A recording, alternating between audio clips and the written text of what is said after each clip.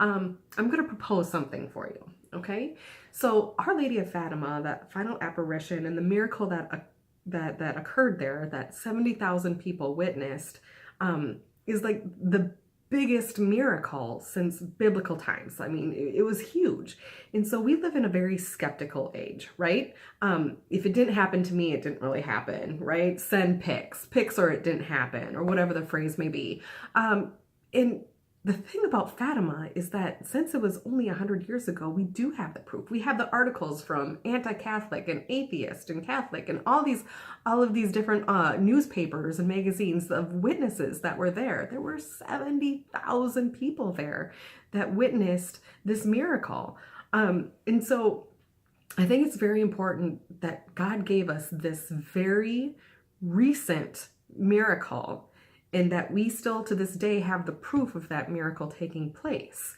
So I think when we look at the big scheme of things, 100 years is not that long. But I also want to take a look at what Our Lady of Fatima asked of the children when she was here. And that's how we can take that miracle from 100 years ago and apply it to our everyday life now. So why is Our Lady of Fatima still important 100 years later? And I'm going to give you 3 challenges to help you discover the importance, okay?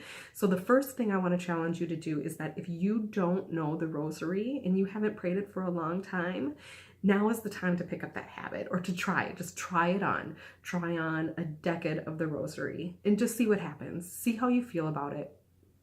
And try on that habit and see if you can institute that into your daily life, okay? So the second challenge I want to give you is performing an act of penance. And I know that you might be familiar with penance after confession, but Our Lady of Fatima asked the 3 children to perform acts of penance for others, for other sinners that need a conversion of heart, that need all the help that they can get. And so I challenge you to do the same thing. Perform an act of penance for somebody that needs your compassion, perhaps somebody that has been on the other side of your wrath that you don't even know. And just, okay, so perform that act of penance. All right. So the third challenge I want to give you is I want you to discover a place in your life where you can invite God to come along. Okay, so there's been talks for decades about how we're taking God out of the schools, we're taking God out of public life, we're taking God out of Christmas and that type of thing.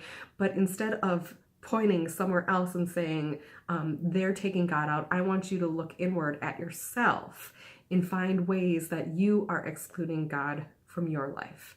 And the reason I want you to do this is because one of the messages of Our Lady of Fatima was you need to consecrate Russia. Russia needs God more now than ever.